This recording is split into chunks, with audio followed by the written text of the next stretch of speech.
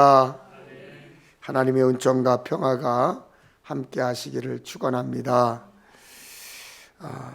여러분 독감 주사 맞으셨습니까? 저는 지난 토요일 날 저희 부부는 맞았습니다. 여러분 모두가 주님의 이름으로 건강하시기를 축복합니다. 특히 영적으로 건강해야 돼요. 요한 3서 1장 2절에 이렇게 말씀합니다. 사랑하는 이여, 나는 그대의 영혼이 평안함과 같이 그대에게 모든 일이 잘되고 그대가 건강하기를 빕니다.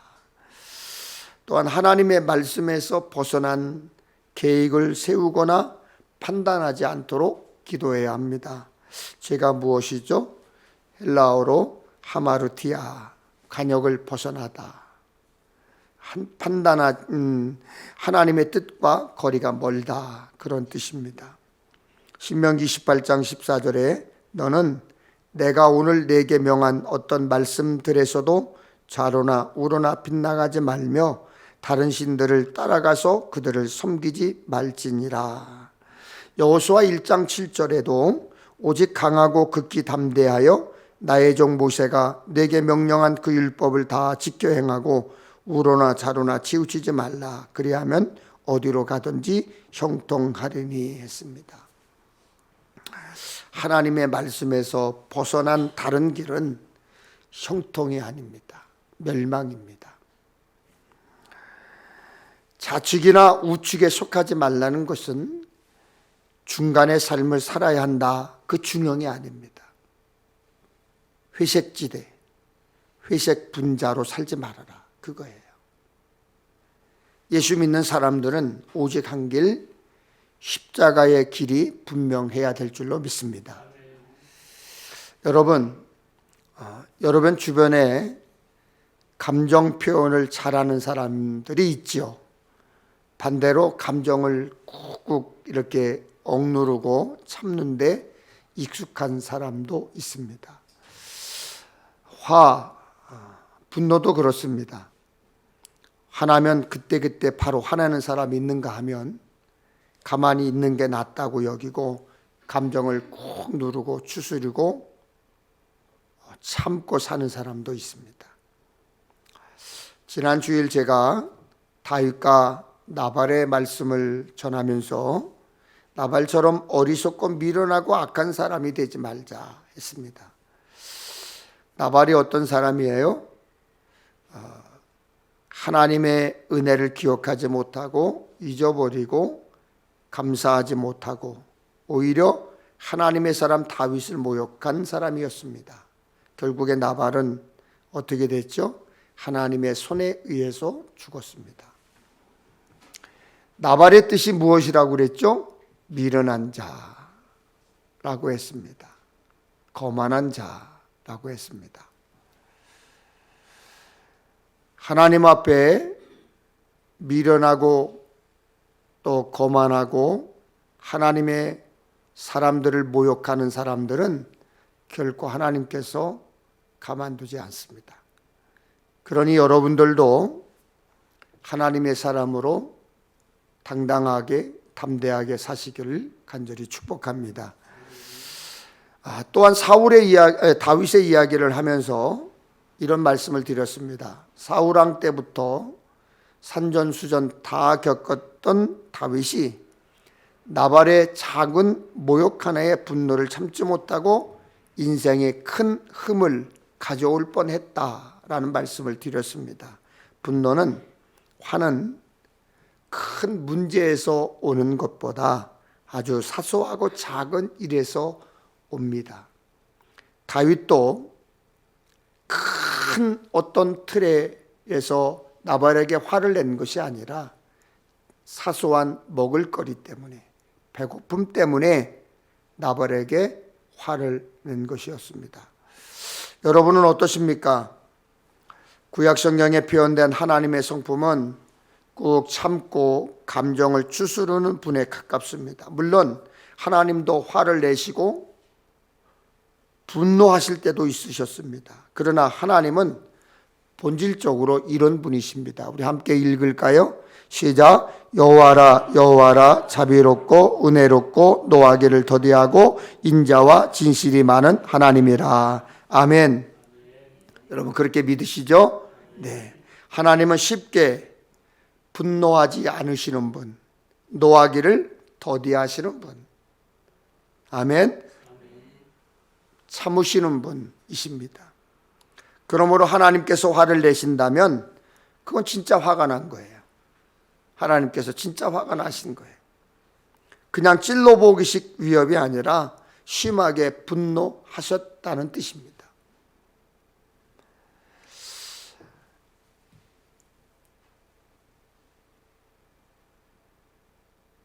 저희 막내 아들이 고등학교 졸업식 전날 속을 좀 새겼습니다. 그래서 제가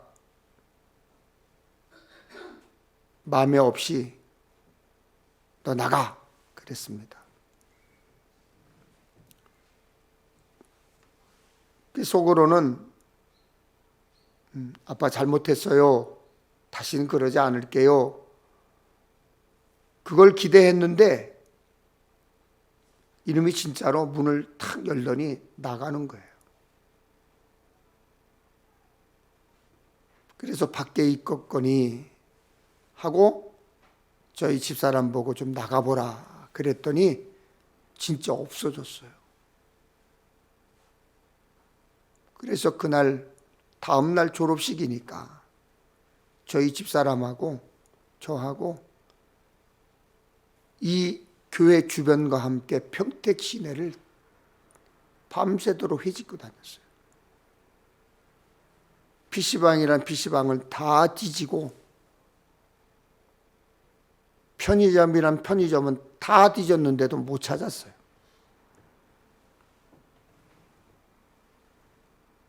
너무나 화가 났어요. 그래서 졸업식 날 당일날 학교 앞에서 저희 부부가 기다리고 있었어요. 그랬더니 다른 친구하고 입고 나갔던 옷이 아니라 다른 옷을 깨끗이 입고 아무렇지도 않은데 친구들하고 막 대화를 나누면서 졸업식장에 들어오는 거예요. 저는 화가 머리끝까지 났겠죠. 그래서 그놈을 탁 잡아채니까 아빠가 졸업식까지 찾아왔으니 얼마나 놀랬겠어요. 당황해가지고 어쩔 줄 모르더라고요. 그래서 차를 태워가지고 아무 소리 안 하고 집에 와서 너 졸업식 날 입으라고 신사복 맞춰줬잖니. 신사복 입어라. 신사복을 입혀서 제가 데리고 가서 졸업식을 다 마쳤습니다. 진짜로 제가 많이 화가 났었거든요.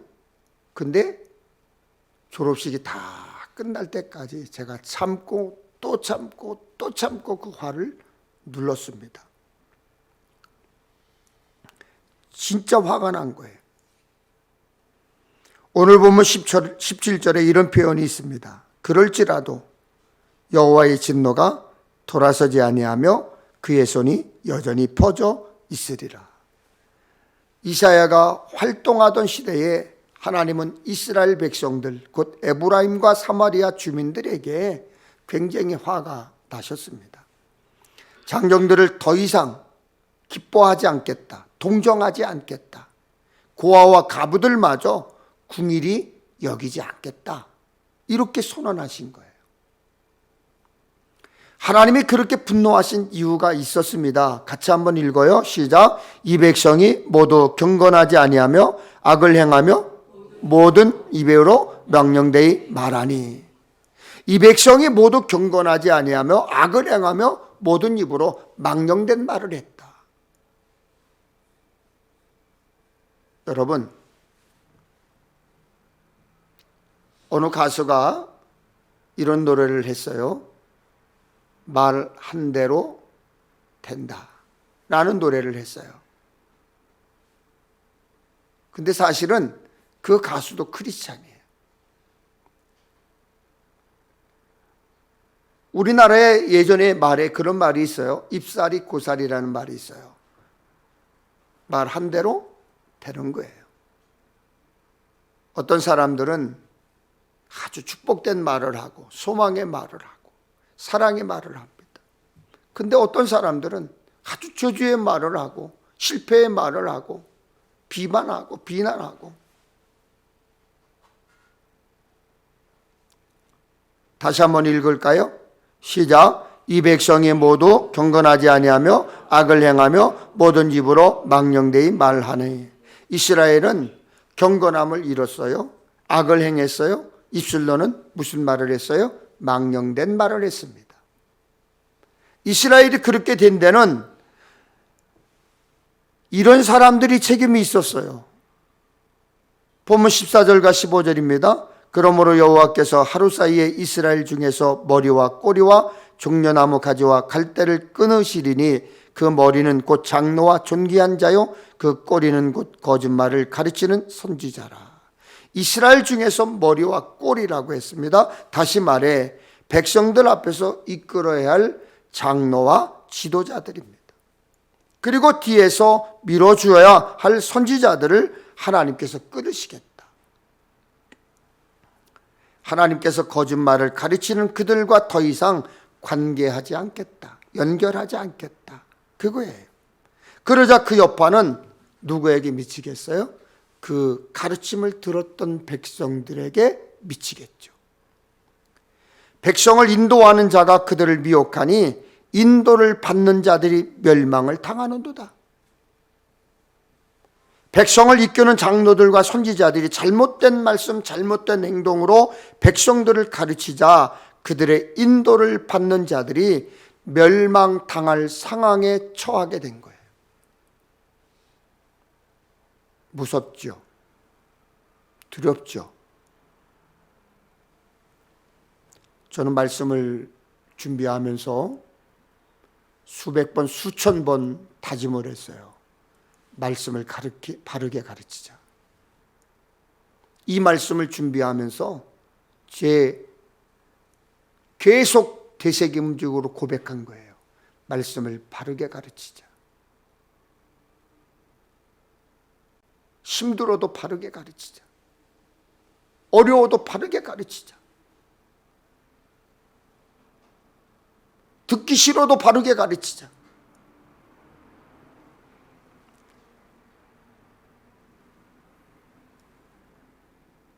저희 큰아들 배명 목사가 말씀을 전하는데 어느 날 장 권사님들이 여러 명이 몰려왔더래요. 그러면서 목사님, 앞으로 그런 설교하지 마십시오.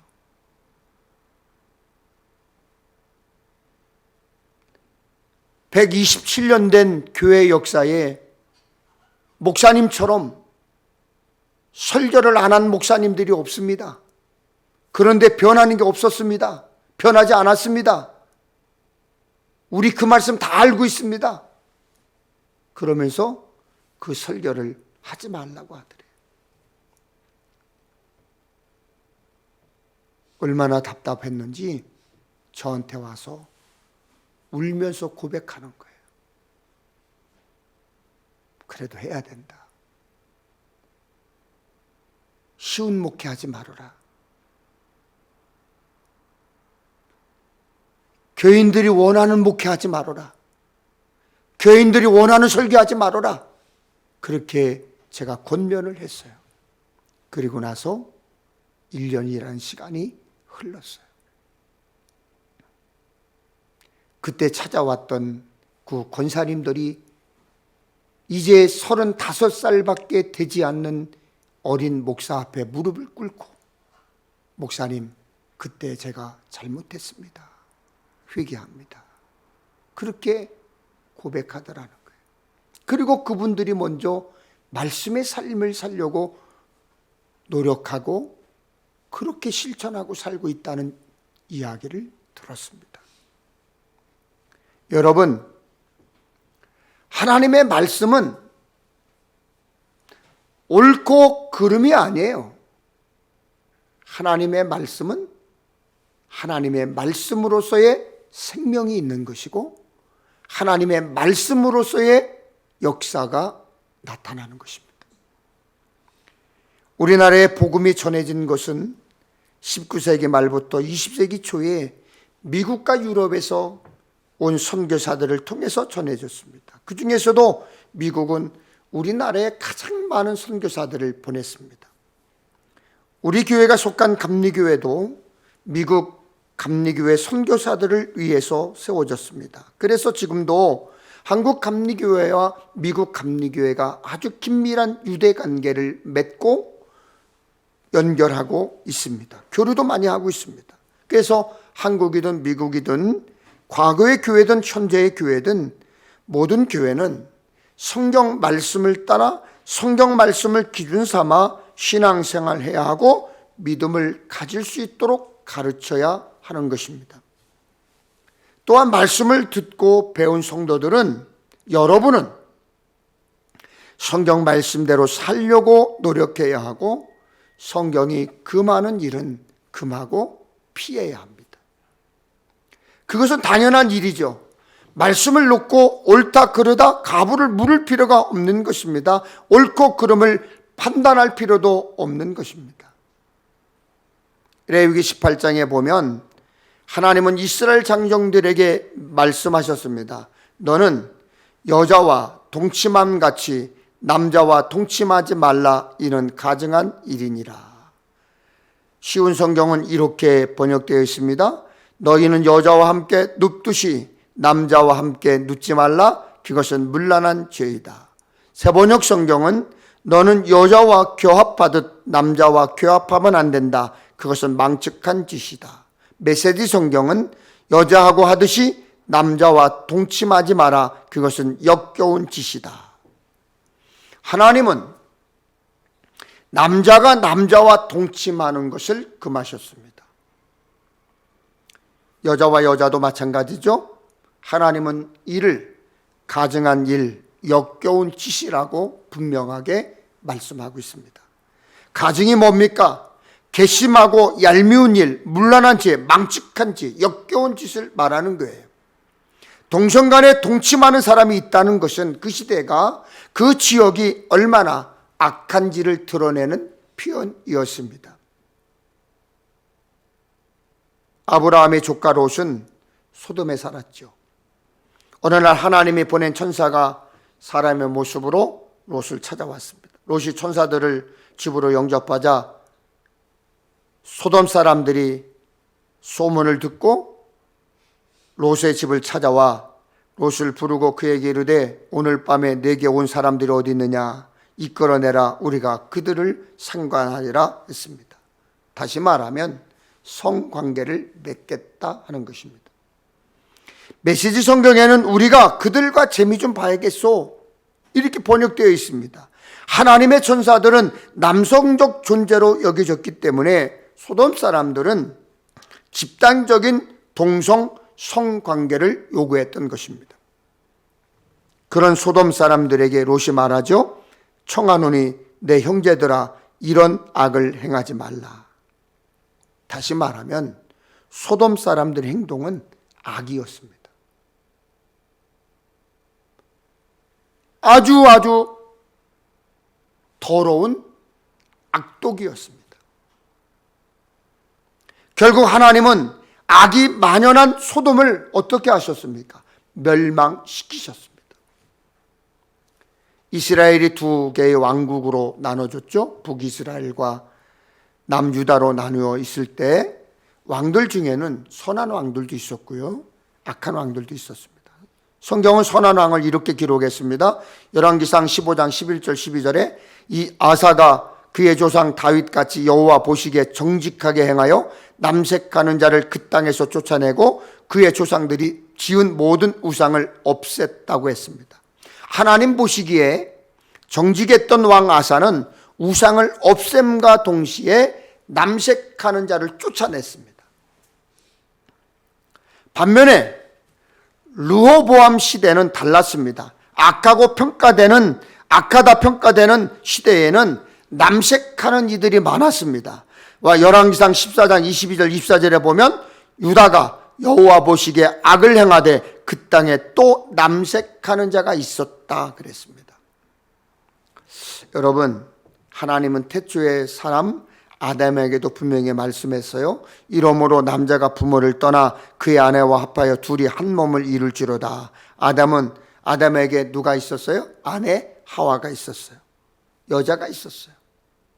하나님은 남자 아담이 여자 하와와 한 몸을 이루라고 하셨습니다. 다른 선택 사항을 두지 않으셨어요.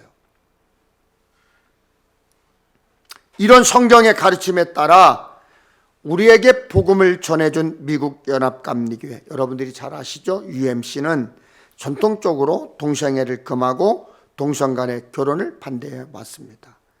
물론 교단법에도요, 우리 UMC 교단법도 마찬가지지만 우리 기독교 대한 감리의 교단법에도 동성애자라고 스스로 공언하는 자는 목회자가 될 수 없다, 그렇게 규정이 분명히 있어요. 그러나 2016년 7월 15일 미국 연합감리교회 한 연회에서 레즈비언, 여성 동성애자임을 밝히고 동성한 결혼한 목사가 감독으로 당선되었고 현재도 그 여자가 감독으로 활동하고 있습니다. 또 2016년 총회에서는 100명 이상의 목회자가 자신이 동성애자임을 밝히고 참석을 했는데, 그러자 동성애를 반대하는 이들이 동성애를 옹호하는 미국 연합감리교의 흐름에 제동을 걸고 목소리를 내기 시작을 했습니다. 그리고 성경적 가르침에 따라 동성애를 반대하는 사람들이 기존 감리교회를 떠나서 세계 감리교회, UMC가 아니라 GMC, 글로벌 메소디스트 처치라는 이름으로 모이기 시작을 했습니다. 그래서 2022년 5월 1일 동성애를 반대하는 새로운 감리교회 GMC가 정식으로 출범을 했는데, 그리고 5월 6일과 7일 미국 인디애나주에서 아본에서 대표를 선출했고 공동의 신앙 고백과 정책을 수립했습니다. 동성애와 동성애자를 인정하는 미국 연합감리교회에 속해 있던 루마니아와 불가리아, 연해는 미국 연합감리교회와 교류를 끊었습니다. 그리고 크로아티아 감리교회도 동성애를 반대하면서 새로 탄생한 세계 감리교회와 손을 잡았습니다. 자, 제가 왜 오늘 뜬금없이 복 이야기를 3주 동안 하다가 이런 설교를 할까? 혹시 여러분 중에 그런 궁금증을 가지고 계신 분이 계실지 모르겠어요. 그러나 설교를 자세히 쭉 집중해서 들어보시다 보면 3주 동안 여러분에게 복에 대해서 전했던 그 말씀과 굉장히 긴밀하고 상관되었다라고 하는 것을 알 수가 있습니다. 여러분, 우리 한국 감리교회가 이젠 어떤 길로 가야 할지, 누구와 손잡아야 할지를 명확하게 할 때가 되었다라고 저는 보는 것입니다. 물론 오랫동안 감리교회에서 목회를 한 저도 더 이상 침묵할 수 없는 상황이 되었다는 생각이 들기 시작을 했습니다. 이사야 시대에 백성을 이끌어야 했던 지도자들이 그 책임을 다하지 못했을 때 하나님의 분노가 일어났습니다. 백성을 인도하는 자가 미혹하니 백성은 마땅히 멸망당했습니다. 어떤 사람이 지도자가 되고 어떤 사람이 목회자가 되어야 되는지를 분명하게 하나님께서 오늘 말씀을 통해서 우리에게 주는 거예요. 이제 한국교회도, 우리 평택엘림교회도, 저도, 여러분도 무엇이 옳고 무엇이 그른지를 분명하게 말해야 합니다. 믿음을 표현하고 드러내야 합니다. 좀 강한 것 아닙니까, 목사님? 그런 소리를 들어도 요즘 시대가 어느 때인데 비난받아도 우리 예수 믿는 사람들은 하나님의 뜻이 무엇인지 분명히 밝혀야 하고 하나님의 뜻을 전하고 지키기 위해 영적 전쟁을 치러야 합니다. 신학은 말 그대로 신에 대한 학문입니다. 여러분에게 묻고 싶습니다. 누가 우리의 신이십니까? 우리는 누구를 믿습니까? 누가 세계를 창조하셨습니까? 누가 우리를 구원하기 위해 독생자 예수를 보내주셨습니까? 누가 예수 믿는 우리를 자녀 삼으셨습니까? 하나님이십니다. 우리가 믿는 신은 하나님입니다. 아멘. 그러므로 우리가 말하는 신학은 하나님에 대한 학문이고 하나님의 뜻을 연구하는 일입니다. 영어로 신학을 데올로지라고 합니다. 데오는 신을 뜻하는 헬라어 데오에서 뿌림 나온 것입니다. 뿌리라는 뜻입니다. 고대 이래로 많은 학자들은 신화 속 다른 신들을 연구하는 신화를 말하는데 그것은 데올로지가 아니라 미솔로지라고 말합니다. 하나님을 연구하는 신학을 구분해서 사용했습니다. 그런데 요즘 신학계에서 또 사회에서 또 목회자들 사이에서 이상한 단어가 등장을 했습니다. 동성애자를 비롯한 성소수자를 지칭할 때 퀴어가 무슨 뜻이에요? 기묘한, 괴상한, 동성애라는 단어예요. 그것을 신학이라고 하는 것을 붙여서 퀴어 테올로지, 신학을 합쳐 퀴어 신학이라는 용어를 사용하고 있어요. 정말 웃기는 일이죠. 역겨운 일이죠. 미국의 신학자이자 감리교 목회자였던 디오도어 제임스가 예수가 사랑한 남자라는 책을 썼습니다. 저도 이 책을 읽고 뒤로 자빠지는 줄 알았어요. 저자가 그 책을 쓴 이유가 있어요. 그 책에서 하고 싶은 이야기가 무엇인지 이렇게 밝히고 있어요. 나는 예수는 게이였나? 라는 질문으로 이 연구를 시작하는 모험을 감행했다. 예수는 게이였는가? 라는 질문은 성서적 텍스트들에 대한 우리의 탐색을 조직하고 그 방향을 설정할 한 가지 방편이 된다는 중요한 이점을 가진다. 우리는 예수가 다른 남자와 성애적 관계를 가졌다는 기억을 확인하는 것으로 여기는 마가복음 자료를 살필 것이다. 제닝스는 예수님을 동성애자로 설정하고 그에 대한 성경적 증거를 찾으려고 노력했던 사람입니다. 그런 제닝스가 2020년 사망했어요. 그가 사망했을 때에 한 전도사가 감리교 신학대학 개건교수라는 직함으로 언론에 추모사를 냈습니다. 그 추모사에는 이런 내용이 있었습니다. 그를 만남으로 나에게 예수에 대한 이해가 더욱 절실해졌음을 고백하게 되었다. 제닝스는 그런 의미에서 예수의 제자로 산 사람이었다. 이것이 어느 신학교 출신의 한 전도사가 가지고 있는 신학적 사상이에요.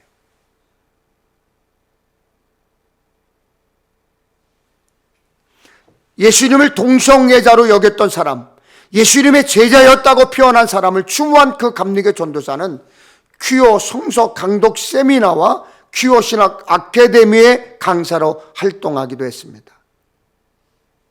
그런데 그 사람이 작년 2022년 4월 퀴어 신학을 연구하고 친동성애 신학자들 편에 선 그 전도사가 서울의 어느 연회에서 목사 안수를 받았습니다.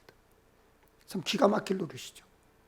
그래서 몇몇 교회들이 감리교회가 동성애를 옹호하는 교단으로 인식되지 않도록 잘못된 것을 시정하고 해당 교역자를 교류와 장정 및 공식적인 절차를 따라 면밀히 심사 재판할 것을 요청했습니다. 그런데 그것이 다가 아니에요. 2021년 주한교회에서 있었던 목사 안수식에는 동성애자들의 모임인 퀴어 축제에 참석하여 축도를 한 목사가 목사 안수 보좌를 했습니다. 그런가 하면 2022년 8월 31일부터 9월 8일까지 독일에서 세계교회협의회 WCC가 모였는데 이 단체는 정통거리에서 벗어난 모임이라고 지탄받고 있는데 동성애를 후원하는 단체에서 우리 감리교회 목사가 2명이 참석을 했습니다. 그들이 자비로 갔다고 하지만 한국 감리교회 소속으로 참석한 것이죠. 참으로 안타까운 일이죠. 그래서 현재 저와 같이 활동하고 있는 동남아 선교회에서 활동하고 계신 감독님이 연회 재판장으로, 심사위원장과 재판장으로 출교를 명하셨고, 또 한 분의 동남아 선교회 소속 목사님께서 항소심의 재판장으로 그들을 재판에 넘겨서 재판을 진행하고 있습니다. 여러분 기도해 주십시오. 저는 그 목사님에게 분명히 말했습니다. 만일 성경에 벗어나고 우리 기독교 대한감리의 정강인 결의와 장정에 벗어난 사람들이, 그 동성애자들이, 동성애를 인정하는 사람들이 우리 기독교 대한감리에 있다고 한다면 우리 기독교 대한감리의 존재 가치가 무너질 것이다 라는 말을 분명히 드렸습니다. 여러분, 올 2023년 우리 평택 엘림교회의 비전이 뭐죠? 고린도전서 15장 58절 말씀이죠. 굳게입니다. 굳게 서서입니다. 믿음을 굳게 세우고 견실하기 위해서는 작은 틈, 작은 공간을 조심해야 돼요. 그 작은 공간, 작은 틈을 내어주는 순간 여러분은 하나님의 은혜와 축복이 아닌 멸망의 길로 가게 된다는 것입니다. 작은 틈을 소홀히 했다가는 견고하고 튼튼한 장벽도 그냥 무너집니다. 동성애자와 성소수자 이슈는 이미 작은 틈이 아니에요. 이미 작은 틈이 아니에요. 그렇다면 더욱 시급하게 더 단호하게 대응해야 합니다. 또한 우리 주변에 호시탐탐 틈을 비집고 파고드는 자들이 있는데 여러분들 다 아시죠? 누구예요? 이단입니다. 그들은 여러분의 영적인 것뿐만 아니라 육체, 가정, 가족, 삶 전체를 무너뜨립니다. 여러분, 하나님이 금하신 것은 금해야 합니다. 아멘. 하나님께서 하라고 명하신 일들은 철저하게 실천해야 합니다. 아멘. 성경이 가증스럽다는 것은 분명한 죄입니다. 물론 다양한 관점에서 성경을 연구할 수 있어요. 신학이라는 학문의 발전을 위해서는 그렇게 할 수 있습니다. 그러나 예수님을 동성애자로 설정하고 그 증거를 찾는 것은 하나님의 성품을 그릇되게 표현하고 잘못된 방향으로 성경을 해석하는 죄입니다. 분명한 죄입니다. 하나님은 모든 사람을 사랑하십니다. 예수님을 구세주로 고백하는 모든 사람은 구원받습니다. 하나님의 사랑을 본받아 우리도 서로 사랑해야 합니다. 여러분, 다시 한번 9장 17절을 볼까요? 이 백성이 모두 경건하지 아니하며 악을 행하며 모든 입으로 망령되이 말하니 그러므로 주께서 그들의 장정들을 기뻐하지 아니하시며 그들의 고아와 가부를 궁일이 여기지 아니하시리라. 그 다음 부분을 함께 읽겠습니다. 시작. 그럴지라도 여호와의 진노가 돌아서지 아니하며 그의 손이 여전히 퍼져 있으리라. 처한 상황이 어떡하든, 성적 취향이 어떠하든 우리 중에서 사랑하지 않아도 되는 사람은 아무도 없습니다. 예수 믿는데 구원받지 못할 사람으로 정해진 사람도 없습니다. 우리는 그가 비록 비난받는 죄인일지라도 사랑으로 품어 구원으로 이끌어야 하지만 죄를 지어도 괜찮다고 가르쳐서는 안 됩니다. 그래서 저는 여러분들에게 꿋꿋하게 힘들어도 여러분이 듣기 싫어도 하나님의 말씀을 바르게 전하려고 하는 것입니다. 그럴 수 있다고 방관해서도 안 돼요. 죄를 지어도 괜찮다는 듯이 가만히 있으면 안 되는 것입니다. 회개하고 죄에서 벗어나도록 도와주어야 하지만 아닌 것은 아니라고 분명히 말해야 됩니다. 지금은 세상에 없던 것들이 많이 등장하고 있습니다. 많은 사람들이 말합니다. 차별금지법이라는 것을 명문화해서 자신의 분명한 주장을 펴는 것마저 어렵게 만들려고 하고 있습니다. 그러다 보니까 동성애에 찬성하고 옹호하는 것이 시대적 흐름에 맞는 것인 줄 착각하는 이들이 많아졌습니다. 그러나 우리에게 복음을 전해주었던 서구의 나라들, 그런 현상들에 휩싸여 어떻게 됐어요? 무너졌어요. 교회가 약해지고 동성애자는 강해졌습니다. 전도는 불법이 되어져 가고 동성 결혼은 합법화하는 시대가 되었습니다. 남자, 여자, 신사, 숙녀라는 표현을 금하고 남자 화장실 구별해도 없애는 시대가 되었습니다. 성경의 가르침에 따라 목사가 동성애는 죄입니다 라고 설교하면 감옥에 갈지도 모르는 시대가 되었습니다. 백성을 인도하는 자가 마귀에게 미혹되고 세상 유혹에 미혹되면 백성을 멸망하는 거예요. 세상의 온갖 유혹으로 우리를 미혹할지라도 찬송가 358장에 있는 것처럼 주의 진리 위에 십자가 군기 하늘 높이 들고 끝까지 하나님 말씀 꼭 붙들고 살아야 돼요. 여러분에게 영적 전쟁이 무엇입니까? 여러분에게 영적 전쟁이 무엇이에요? 하나님 말씀을 올바로 지키는 거예요. 그러기 위해서는 날마다 철저하게 매일매일 묵상인 큐티를 하고 그 말씀을 통해서 말씀으로 내 죄를 볼 수 있어야 되고 그 말씀으로 내 삶과 인생이 해석되어야 복된 길로 바르게 갈 수 있는 거예요. 설렁설렁 믿음, 대충대충 믿음, 양다리 걸친 믿음, 결국 하나님 앞에 멸망을 가져옵니다.